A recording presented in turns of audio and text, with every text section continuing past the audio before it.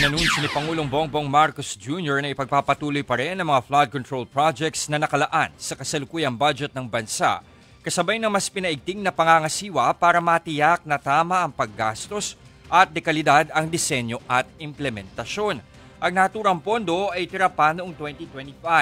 Samantala, sinabi rin ng Pangulo na para sa taong 2026, hindi na maglalagay pa ng bagong pondo. Matatanda ang tinapyasan ng panukalang budget ng DPWH para sa taong 2026 ng 255 billion pesos. Kasunod niyan, inanunsyo ng Pangulo na ililipat ang mga ito sa mga priority programs ng mga ahensya ng pamahalaan. Mga kapatid, ako po si Ruth Cabal. Dito tayo sa totoo, dito tayo sa True FM.